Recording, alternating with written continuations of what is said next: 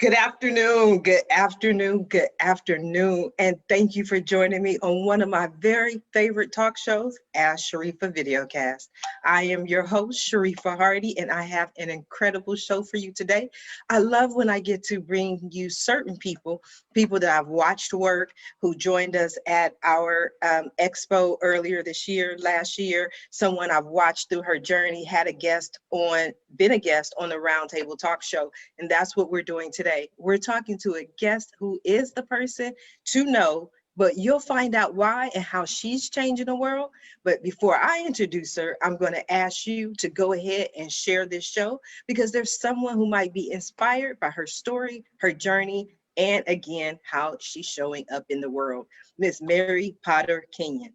Mary Potter Kenyon is a certified grief counselor and therapeutic art coach. She works as program coordinator for the Shalom Spirituality Center in Dubuque, Iowa, where she lives with the youngest of her 8 children.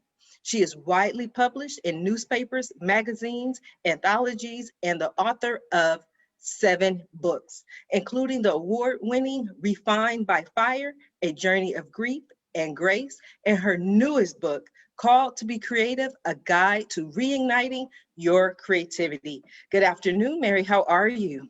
Good afternoon. I'm doing well. Thank you for having me. You are so welcome. It's great to have you here. Great to have you back. I saw your presentation when you talked about grief, and one of the things that stood out to me is how authentic you are. So for those people who don't know you, tell us about yourself. Who are you? What do you do? Well, besides everything you said, I think my life story is kind of centered around a grief experience, multiple grief experiences when I lost my mother in 2010, my husband in 2012, and then an 8-year-old grandson in 2013. And those experiences changed me, transformed me, and led me to ultimately in directions I never imagined going, in starting a grief retreat and becoming a certified grief counselor, a therapeutic art coach, finding healing, because I found healing in writing, and I saw other people finding healing in being creative in some way. Those experiences led me down a path I never imagined as a mostly stay-at-home mom with 8 children homeschooling, to now being not only a program coordinator at a spirituality center, but the books that I've had published have been published since my husband's death. So that's 6 books in a space of almost 9 years. So it's that, and the workshops I do, the public speaking I do. It's like I've been transformed into a different person, and unfortunately through grief. Now, let me just ask you this, because I was reading your bio and you work with people, you help people, you have all these books. But let me tell you exactly where I got tired, Mary. The kids. Like 8 kids. I wouldn't be able to write a post-it note well enough. 7 books. How do you, and you're grieving all at the same time. And people tend to say, well, you have to go through it because of the kids. You have to get up and do it because of the kids. You have to, but how do you do it in that moment with 8 kids? Well, the good thing is I didn't have all 8 of them at the same time. That helps. That helps. And I think after I graduated from college and made the decision to stay home with my children, I had to hang on to something that was just me, and that happened to be my writing. And so when I gave birth to my 4th child and took finals for college in the hospital bed, I think there was kind of a wake up moment. I think I need to stay home with my own children, but how am I going to keep that creative part of me? And for me, as a kid, I loved writing, and I thought it sounded like an easy way to make some money from home. Well, anybody who's a writer knows there's not a lot of money in it, and it's not necessarily easy. But I kept that part of myself active by getting up really early when the kids were asleep, writing when they were falling asleep, and I'd sit at their bed, so I'd write it by the light of a nightlight. If a child fell asleep in the back of my vehicle, I'd pull over to the curb and get out my notebook and start writing, so that I think writing was a way to remain sane. For one thing, 4 of my children were still at home when my husband died, and the youngest was 8. And so Wow. that was hard. And some people said, well, at least you have the kids. And that's true. I had my adult children as a support system and my young children too, still there at home. But it also meant that I couldn't scream and cry in the middle of the night, because then I'd be upsetting the kids. So I had to think of their grief too. And that was hard. I don't regret having the children, because they have remained a support system. And I think they make me more creative. You have to be creative. If you've got 8 kids, you have to be creative in how you raise them. You have to be creative in the things you do. And I grew up in a family with a very creative mother who had 10 children. So I was pretty much a slacker. Wow. I was a slacker in comparison. So I think it's not that I wrote despite my children. I wrote, I think, because of my children, because I wanted to show that there's something in each of us, and that we can claim that, and we can be creative no matter what our life is like or how busy it is. So it's not writing in despite of raising children. It was writing, I think, because I lived in that atmosphere, and I was a homeschooler.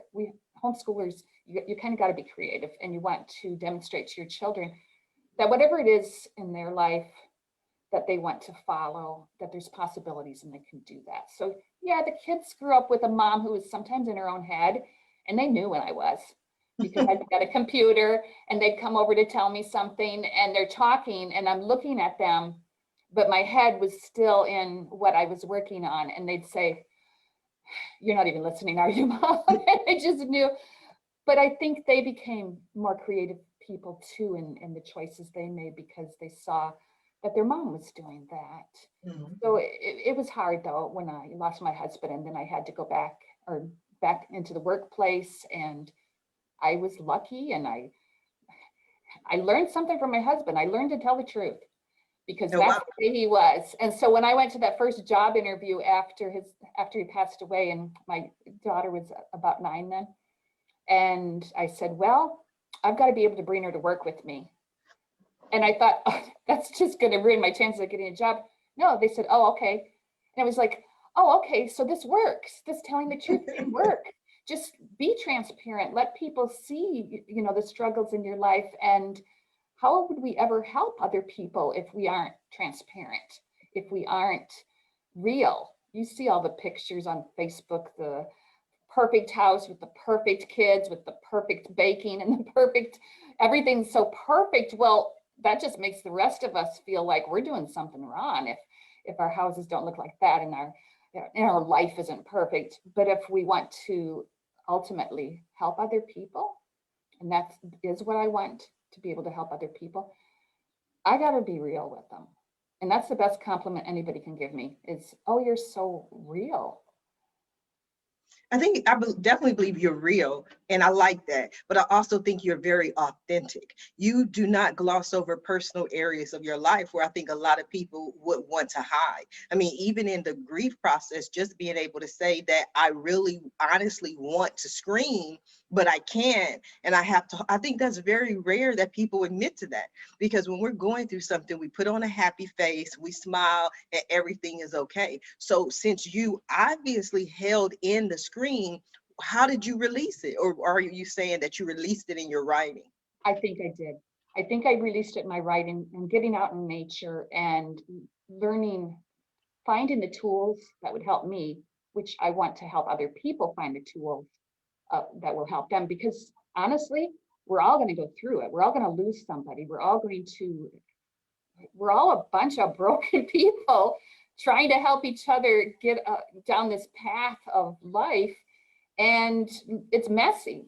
Life is messy. Grief is messy. And if we hide behind that perfect persona, we will never be able to help other people.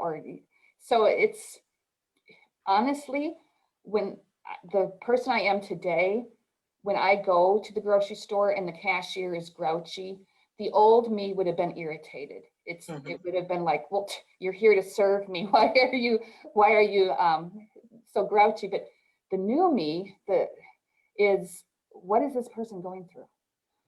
And I look at people now, complete strangers, and I can feel we're just all broken. I have no clue what they went through today. I have no clue how their spouse treated them this morning, or maybe their child's in the hospital, or maybe they're worried about something.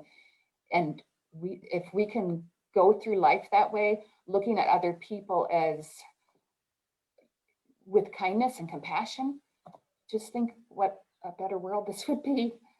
I agree. When I use that example, for me, I'm not always as forgiving in the grocery store, but where I know I try to be extra forgiving is when I'm driving in traffic, and I used to have road rage, horrible road rage. But now I go, you know what? Maybe wherever they have to be is so much more important than wherever I have to be, because you never know. Maybe they have to make it to the hospital. They're trying to save someone, or maybe, it's just so many different situations that it can be. It just kind of cut them some slack. So that's one of the things that I'm definitely learning.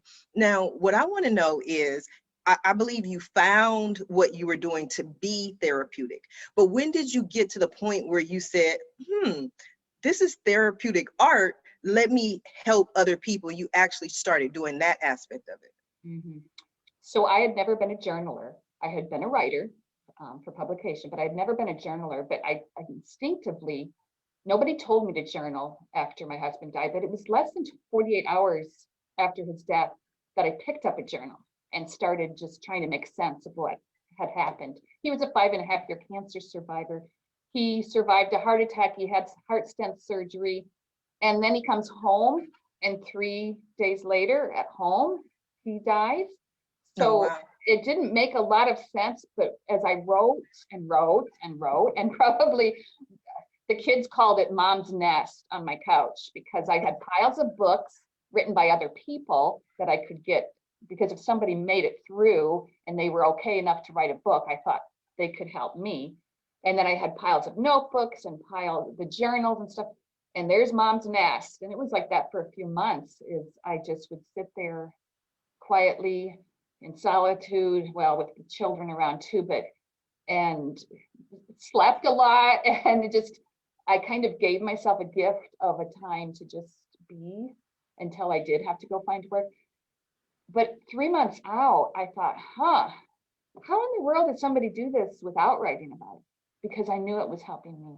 And so I'm a researcher by nature. I started digging into the research and started digging into the science of expressive writing, for one thing, and how that is healing, but also other forms of art. Because I knew from my mother, when my dad died, it was wood carving and painting and quilting, and she just really delved into her art.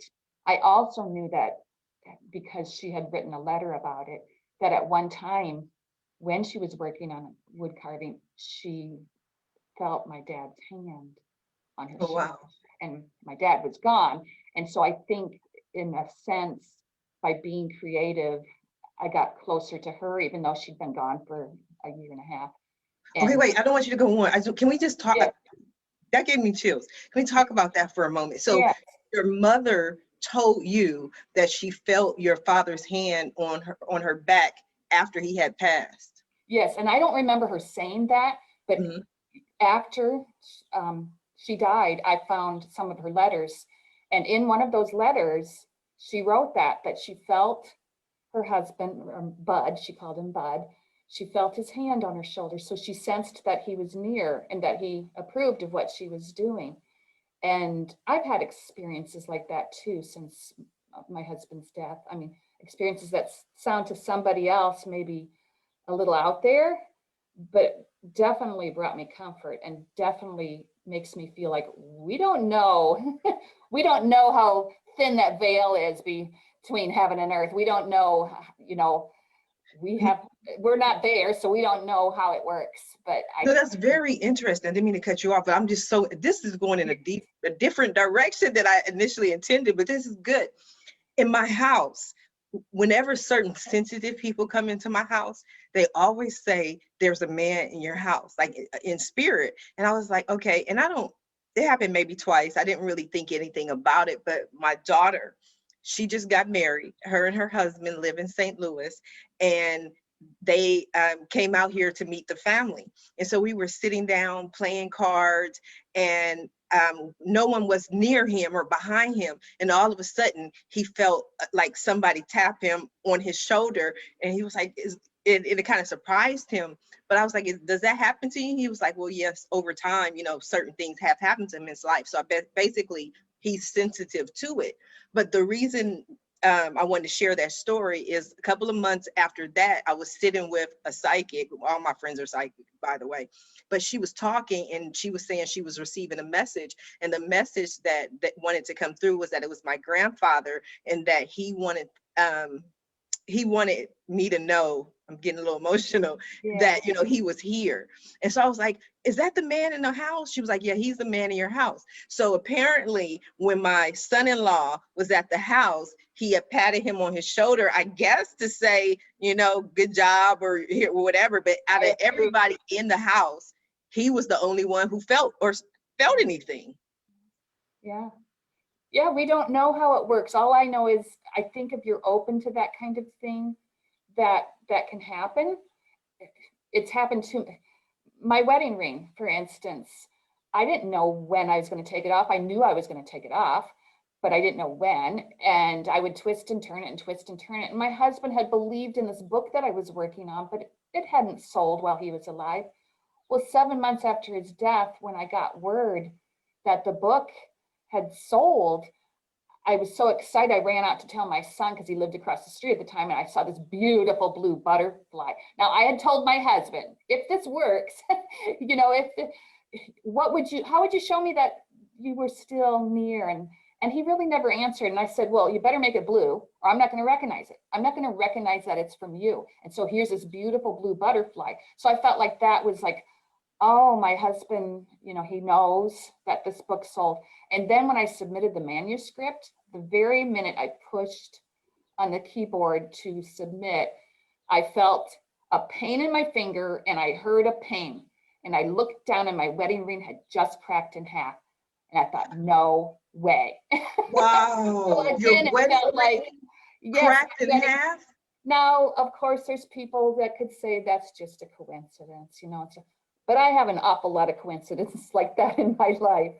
Yes, I'm the same way. I can tell you story after story after story after story, but we just honestly do not have enough time, and it's not about me. But I always just love when I hear different things like that, because it's just one more example of all the beautiful things that we haven't learned and accepted yet. So you work with people who are grieving all the time. I'm pretty sure they share similar stories with you. Once a year, a friend of mine and I do the last few years we've done a presentation, because he has collected all these stories from other people all over the country. And he actually has pictures, because it's not like you can necessarily get a picture of like, oh my gosh, the other day I'm in a meeting and a rainbow appears on my screen. I'm thinking, okay, weirdo, you're seeing things. But then an artist woman in the same meeting says, oh my gosh, Mary, there's a rainbow on your face. We got to pay attention to this. Well, I didn't get a picture, but he has collected pictures from all these people who did collect pictures, and I have pictures of some things too. So once a year, that's one way we reach out to those who are grieving, because if they can believe that the person they loved might be able to, whether it's the person they loved or God reaching out to say, your person is okay, they're in a good place, whatever it is that you believe, then that helps them. Of course, then there's the people that say, but I don't ever have that. I've not ever had that. And they want it. And I asked them then, well, have you had a dream about the person you loved? Oh, yeah. And I says, and did it feel like when you woke up, like you actually had visited with them? Oh, yeah. It felt so strong. And I said, and was there maybe even a message in your dream? Well, he told me this, or he was helping me pack things up. And I don't know what that means, but he kept packing things up. And I knew in the dream he was dead, or I didn't know in the dream he was dead. But all these things, says, well, that might be the way you get that message, because that's when you are most open, when you are asleep. And so that makes them feel good. It's like, oh, okay, I don't maybe see what some other people are seeing, or I don't have that kind of experience, but maybe when I'm sleeping, they can reach me. Yes, but the other thing that I think you're completely accurate, but I also think sometimes that we don't recognize the signs and the symbols, and that we don't believe the signs and the symbols. See, you had to recognize the blue butterfly as the blue butterfly because you asked for something specific, and then you were given that thing. So you're like, oh, okay, that's it. But for other people who maybe didn't ask for or weren't as connected, or maybe just simply honestly didn't believe, that blue butterfly could have flew around their head and up and down and sideways, and they would on still, their face. yes, and they would still be like, I never see a sign. They Yeah. don't visit me. Nobody comes. Butterfly off my face. Yes, but that's the thing, and it's just so intriguing. I'll give you another quick story that will blow you away. And this is actually one of the things that happened to me. I had the love of my life. I love that man, obviously, to death, but he passed away from cancer in 2007, and he was a very successful guy, a lot of money, and he drove this white car, and he lived about an hour away. So whenever I would see him and I lived close to the freeway, he would call from the freeway and say, I'm getting off. And me and the kids would go outside and literally wait for his car to come, or for him to come, because that was my symbol that everything was going to be okay. Because he had this way of going, are you okay? Are the kids okay? Do you need anything? Do the kids need anything? And then if we needed anything, his world stopped and he would show up. And when he passed away, Mary, I'm telling you, as God is my witness, the truth, I would go to the grocery store and I would see his white car like drive by. I go to the gas station, I go to everywhere, and I kept seeing the same white car, just same white car that he drove, to the point where I was like, oh my God, like, what is this? And then one day I was driving somewhere with a friend of mine. He was driving, I was in the passenger seat, and I was telling him this story. I'm like, I keep seeing these white cars, and it was this white car. And while we were driving, I had seen two white cars, same white cars. And I'm telling this story. We look across the intersection and to the right, and there's the third white car. And so we both look at each other and look forward, and straight ahead is the fourth white car. And to top it all off, because I'm like, this is crazy. I can't tell anybody. So my mom also does readings and works with grief. She does like grief counseling for Agape in Culver City in California. She's a practitioner, and so she talks to a lot of people about grief. So I was working with her. She was doing a reading for me, and she's talking, and then all of a sudden she says, I hear your friend. And I'm like, what friend? She's like, your friend. Okay, what friend are you talking about? She's like, the one who died.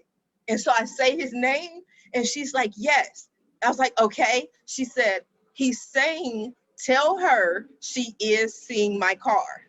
Tell her she is seeing the car.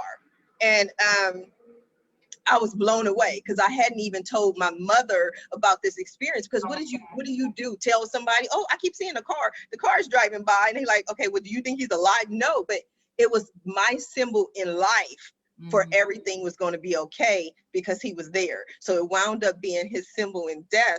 Okay, but why does it end after a while? Do we forget about them? I think it's because we don't need it as much. And we wish it would happen all the time, and we wish it would happen, and I want it to happen, but when we need it the most is when it happens. And sometimes you think, oh my gosh, I need it right now, and it's not. But you are right, it doesn't happen as often for me now, but it happens. And I never want to become the person that I lose that awe of it, or lose the fact that I need to be able to recognize it. So I have actually prayed to make sure that I see it, make sure that I will recognize something's going on here, because I am the kind of person, it has to be pretty obvious. I mean, blue butterfly, I haven't seen a blue butterfly since, and that was 9 years ago. Or obviously the rain was pretty obvious, or when I found a Neil Diamond CD in a locked car that hadn't been there a minute ago, or a pile of pennies. It isn't just one penny, it's a pile of pennies. Pretty obvious things for me. But we, you know, when we lose somebody, if we are healing, we don't need it as much later on. But there will be times like at a wedding or something that's so special. And when I think, well, now's the time to show yourself, you know, your daughter's getting married. Where's my sign? Where's my butterfly? And it didn't happen on the day my daughter was getting married, but when another daughter was camping and she took a picture of the big blue butterfly that landed by her tent when her and this girl should have got out of there because there was some weirdo that kept bothering him, saying, I'll help you start a fire and stuff. And they got a little bit nervous. And then she saw this butterfly and the girls left and went and told the campgrounds, the sky is bothering. Well, you girls shouldn't be there, you know, go. And they found a cabin that they could stay at. But it was just different things. So it's not when you expect it. And if it was, maybe it wouldn't be so special. If it happened every day, sure, it would be kind of neat. If every single day I saw a sign that my husband is nearer than I think, or my mother is nearer than I think, or that my little grandson is okay, I know he's okay. I know where he is. I don't have to have that sign every day, but it probably wouldn't be as special if it happened all the time. Now, you mentioned some signs that you received from your husband. Did you receive any signs from anyone else? Well, my mom had died in November and my grandson was diagnosed with cancer a month later. And we thought, Mom, if you can help him through this, please help him through it. And my daughter kept smelling smoke. My mother was a smoker and she kept smelling cigarette smoke. And I kept seeing feathers on the little boy. There would be feathers. He didn't have a down coat. So why was there feathers repeatedly on this little boy? And then once when I was really having a bad day and really was so worried and scared about his cancer, 5 years old, I went to I actually knelt down by the bed and just was praying. And then I got up to put on my makeup and I have a basket sitting on my dresser at the time.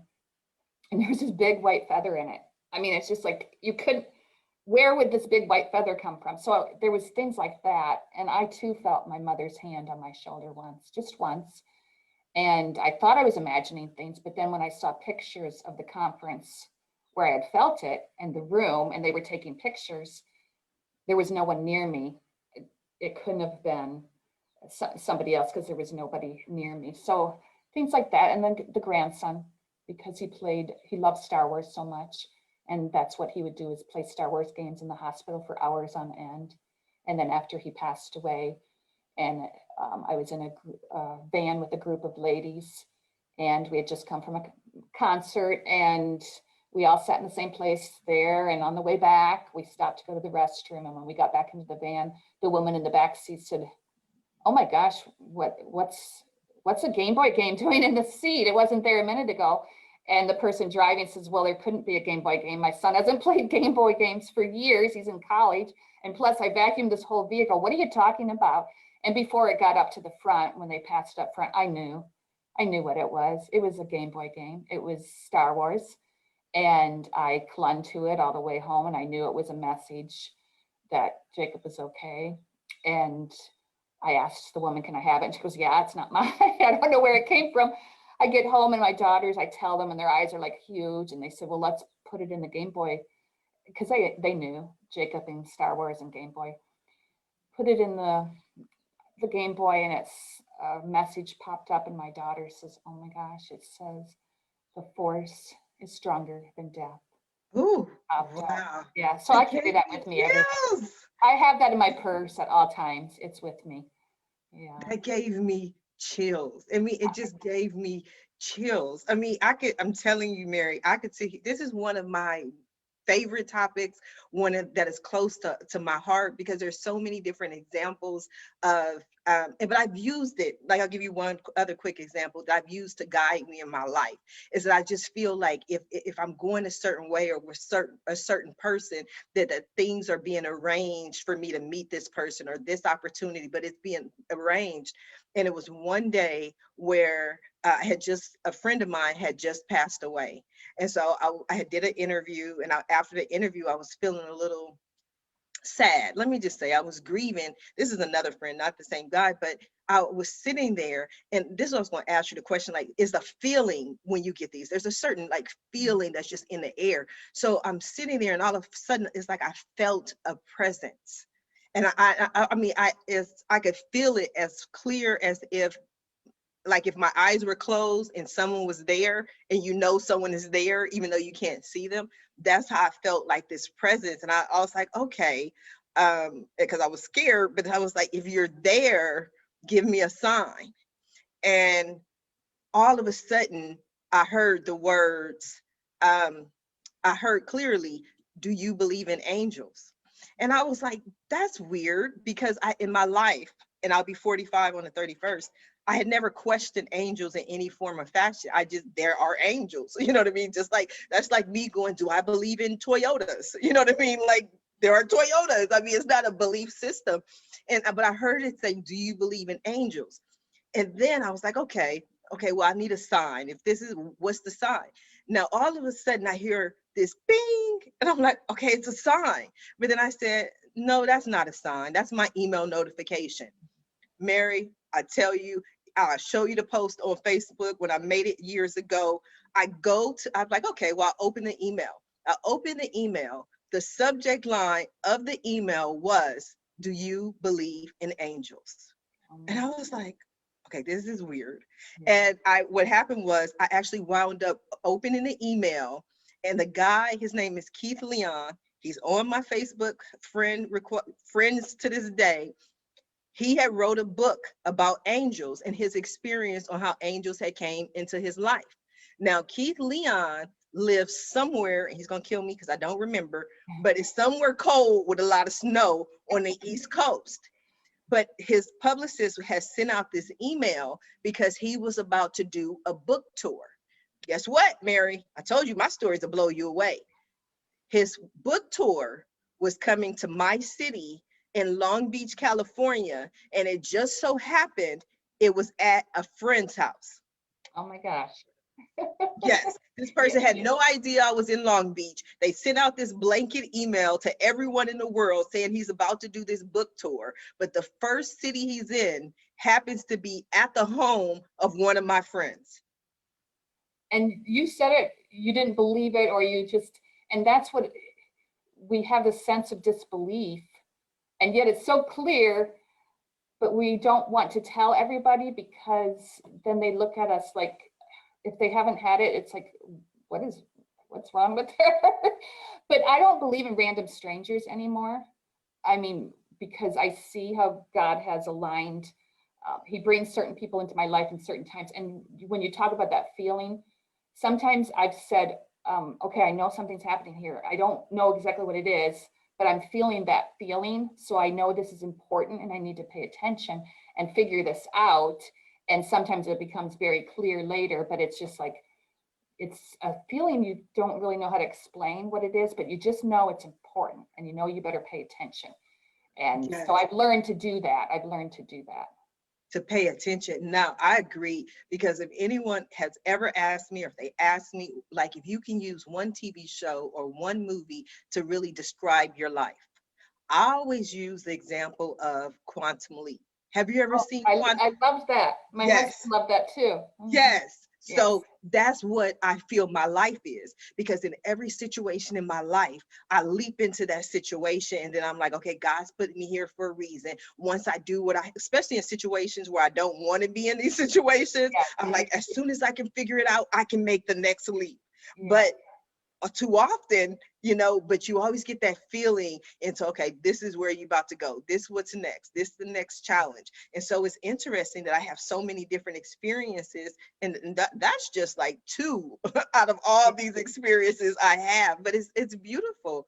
Wouldn't you say, Mary? It is. And to know that you can be guided in life. Well, you might be able to see the sunflower picture behind me. Yes. So I do a Wednesday night program, and this older woman in her 80s had never picked up a paintbrush in her life. But during the pandemic, somebody gave her a paint by number kit. And so she started doing these kits, but she would be so excited to show us what she was doing. So each week she would come, look at what I'm doing, and everybody would ooh and ah. But then one week she didn't, and one week she was even missing because she said, oh, I got all lost in the painting. And she was so excited about this, and I love seeing that in people. So one week she didn't show us, and somebody said, what are you working on? And she said, oh, it's just paint by number kits. And you saw this, first I had seen light in her eyes, and then I saw this and I thought, oh no, somebody said something to her to make her feel like that was less than. And that's what we have the power to do that. We can make somebody feel less than, or we can use our words to make somebody feel awesome and amazing. So I was about in tears because I thought, I hate seeing this happen to this woman in her 80s who was so excited. And so I knew what I was supposed to do, but it felt kind of stupid. I knew I was supposed to send her a paint by number kit. So I didn't listen to that nudge for a couple of weeks, but I kept feeling it. And so I thought, okay, you're not sending anybody else gifts in this group, but you're supposed to send her something, so do it. So I sent her a sunflower paint by number kit and told her I was sending it to her to encourage her because her paintings brought me joy and that she has obvious talent, and I want to see her continue doing that. Well, the next week she was so excited and she was smiling again. She said, can you stop at the desk on your way to work, at the front desk? And I thought there was a thank you note there for me. No, there was the painting. And she has her little signature in the bottom, and it brings me such joy, and it's so beautiful. And you can bet she was smiling the next week when she saw that painting behind my head. That's what we can do for people. And that's if we are listening and discerning what we should be doing, or maybe even if it doesn't make sense, even if it seems a little bit silly or stupid. So I no longer, if I feel like I'm supposed to stop somebody in the grocery store, in the coffee aisle, because they look kind of sad, and ask if they need help or if they're okay, and then only to discover they had lost their spouse and she liked coffee and they didn't know what to do. She always bought the coffee. Well, if I hadn't stopped, maybe I would have felt foolish if he'd said, no, you can't help me. What's wrong with you? But if we start to follow those nudges, which I call the Holy Spirit, and discern that, okay, it doesn't make sense to me, but there's some reason I'm supposed to meet this person, or some reason I'm supposed to encourage this person. And maybe we'll make a fool of ourselves. So what? What's the worst thing? We make a fool of ourselves. I love it. I think that's beautiful. And one of the things I talk, I love business and entrepreneurs learning what they do and all this different things. But I'm also an ordained minister. And so I've done a lot of research, done a lot of studying. And out of everything I read, there was one thing that I always stumbled on because I couldn't understand it. And it was, many are called, but few are chosen. And I was like, I have no idea what that means, right? And so I'm studying with my mentor and we're talking about it. And she says to me, she gives me her definition of this. She said, you have to think about it like a parent who has, I was going to say 10 kids, but we're going to use Mary, for example, Okay. who has 8 kids, right? She said that parent loves all children, all 8 children, but they also know their children. So when they send the kids out and they say, come in, when the street lights come on, they know the child that's going to come in early, the child that's going to come in late, the child that's going to come in on time, the child that's not going to come in at all, the child that's going to come in tomorrow, but that you have called all of your children to come in, and that it's up to them to be obedient. So a lot of times, not to go preaching in the middle of your interview with, right now I'm feeling it, but it's the same thing I feel like when people hear the messages. It's like, I really believe that everyone hears it, that they receive it, but we go, oh, that wasn't it. That wasn't real. That's, I'm imagining things. And so we don't listen to it. We don't follow it. We're not obedient and do what it is that Holy Spirit, as you would say, God, however you call him, says for you to do. So I love the example, because what happens is maybe somebody else would have received that message to send her the paint by numbers, but they wouldn't have. And by them not doing that, she wouldn't have painted. Maybe she would have just never picked up a paintbrush ever again. But because you are obedient and you followed through and you heard it and took a step to actually do it, her life changed. Mm-hmm. And guess what? We all have it into us to be creative too. So we are all called to that. And we see that when we have little children. We see that in every single little child is They don't care if they get messy when they're painting. They don't care if the colors mix together or blend together. They don't care if they're coloring outside of the lines or they're getting dirty with the mud or the clay or whatever it is.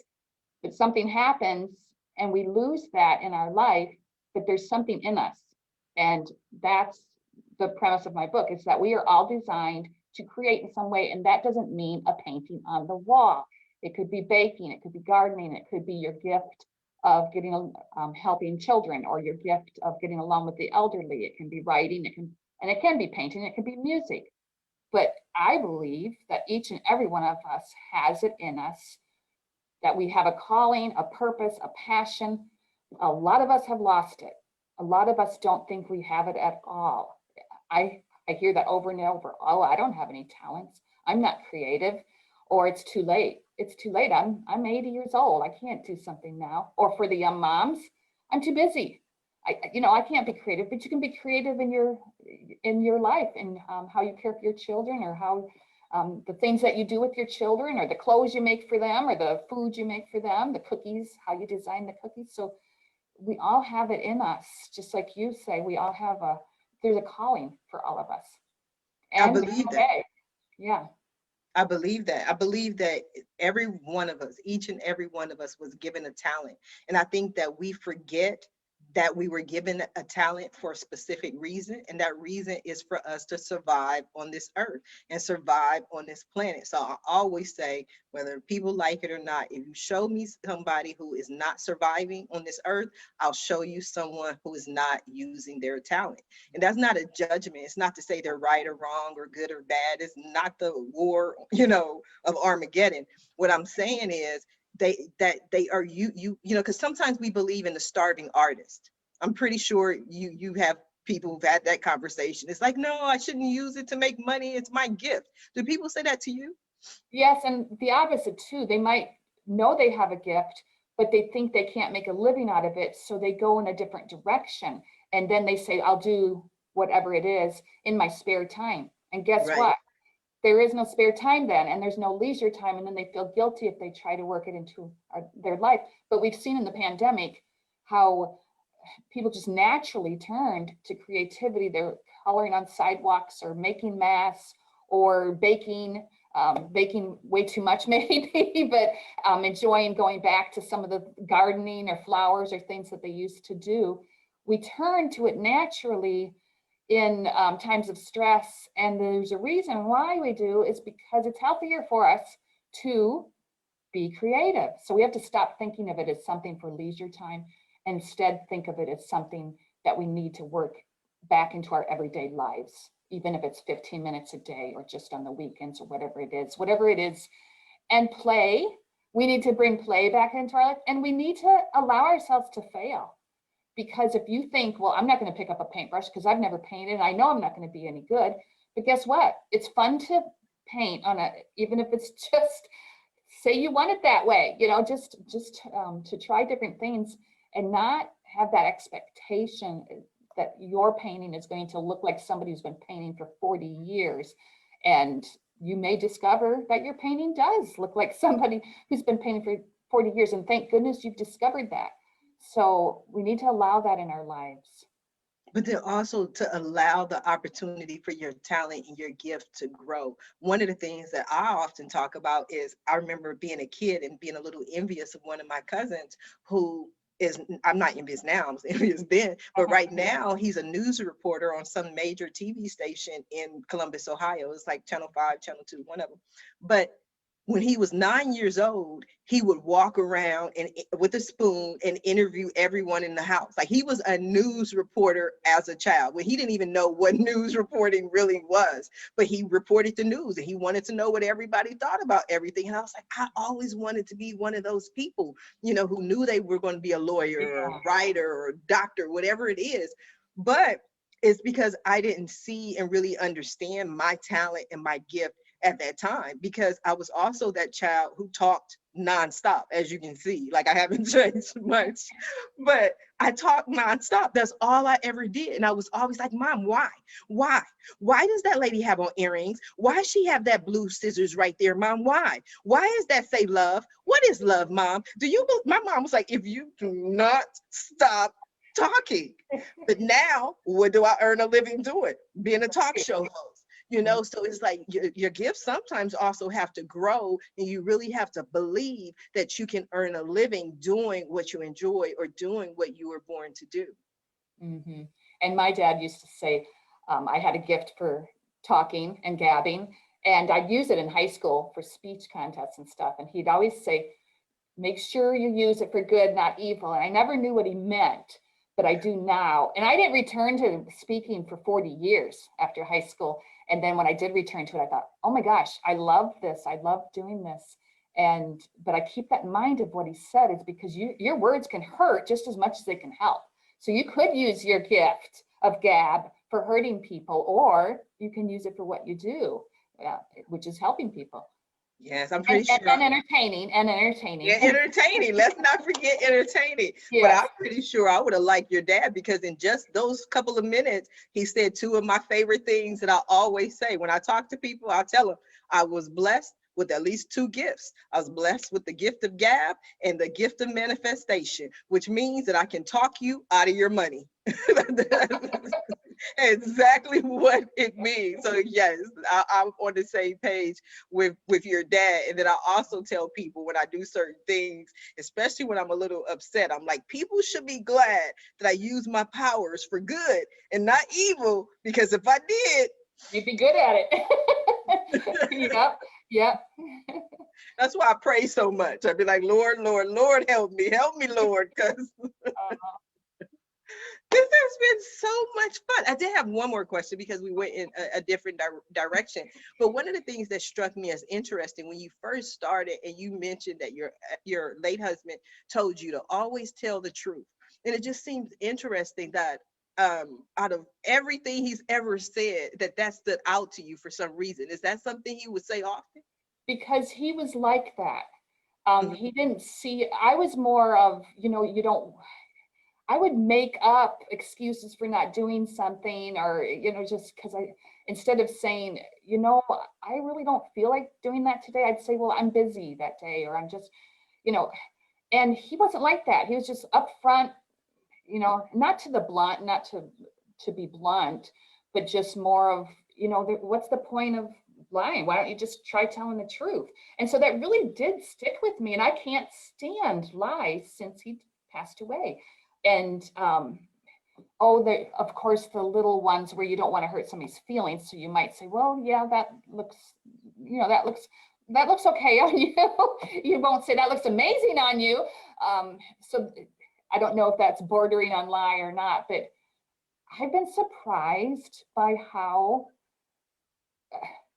freeing it is to not ever, to just be truthful with people. I mean, because most people understand, well, oh, okay, I get it. You need that Saturday. You need to be alone that Saturday. You work really hard. So I get it why you wouldn't want to do something on Saturday instead of like making something up. It's just, but that and the fact that he did not mind telling people that he loved them. Oh. After his cancer, he'd give people hugs. He'd tell them that he loved them. And I held back from ever doing that. I would tell my mother and my father and my kids and my husband, of course, but it was hard for me to say those words to let other people know. It felt too vulnerable. But now I think, life is too short. Just say it. It's still not real easy sometimes, and hugging we can't do right now. But I've gotten to where I easily hug people. And I was not like that before he died, but he had become like that. That's a good thing to take away from this whole experience. And I can completely relate. I remember being a kid, about 18, 19 years old. My first job out of high school was working for TWA, Trans World Airlines. And during that time frame, TWA Flight 800 blew up over New York City, and we lost hundreds of people. And it was a school that was going for a graduation to New York, and all these students, are lost. At that time, I was a supervisor, and so part of our responsibility was to speak to the families of the victims of the people on the plane. And it's hard enough to tell someone when you've lost their luggage, but to have a conversation with someone when you just lost their child is not a very easy conversation to have. And one of the things I learned was that not everybody was on good terms, you know, with people, because you always think there's always tomorrow, there's always another day. You know, I can say, you know, you get on my nerves now, Mary, I don't like you, because I think, oh, tomorrow I could be like, well, I didn't really mean that, you know. So we had all the counseling and everything after this, but it took me years to truly make the connection. And I'm talking about, I didn't even understand what happened, but I look back years later, and from that moment, that tragedy, to when we finished counseling, anybody in my family, I would always be like, I love you, you know, even when I have my kids, you know. And as they grew up, my kids be going to they just want to go to the corner store and get some candy, and I'm like, but I love you, mommy loves you. Everybody was like, what anybody, my mom, my dad, like, and it stayed with me that I wanted the last words for people and all my friends. If you ever see us or hang, I love you. We get off the phone, I love you, you know, all of us, it's I love you, because if anything, God forbid, were to happen, I want the last words you hear to come out of my mouth to be, I love you. Yeah. So, oh my God, this a good way to live. Yeah. Yes, this has been a beautiful conversation, just the opportunity to sit down with you, Mary. Now, we are coming down to the last few minutes of the show, and what I love to do at the end of every show is just simply allow my guests the opportunity to speak directly to the audience, to everyone who is watching this show live, as well as everyone who is watching it in the archives, and let them know what you want them to take away from your appearance here today. So go ahead and give you the floor, Mary. All right, well, thank you. I am on social media. If anybody wants to contact me about any of the programs I do, if they're interested in grief or creativity, those are my passions, and helping people, and if writers want to contact me too. I'm on Facebook, Mary Potter Kenyon. I'm on Instagram, Mary Potter Kenyon, LinkedIn, Mary Potter Kenyon. So you can find me. I'm easy to find. My life's pretty much an open book because of my writing. It's pretty much about my life. My latest book is called To Be Creative, a guide to reigniting your creativity. I want everybody who's listening to know that you have it in you, that even if you don't believe me, I promise you it's in there. That's something you were born to do. And I love helping people find that purpose and the passion. Thank you. Yes, thank you, Mary. I appreciate this. This has been so wonderful and healing. I just want to thank everyone who tuned in to watch the show live, as well as everyone who is watching it in the archives. We definitely appreciate your support. We definitely appreciate you sharing the show. But as always, please support our guests. Visit Mary's website. The link is in the Facebook post. Follow her on social media. Reach out to her. And when you do, please let her know Sharifah Hardie says hi. Now, if you're interested in more ways that I can help your business, or maybe you want to be a guest, visit my website at AskSharifah.com. Until next time, everyone have a safe and a blessed day. Bye now.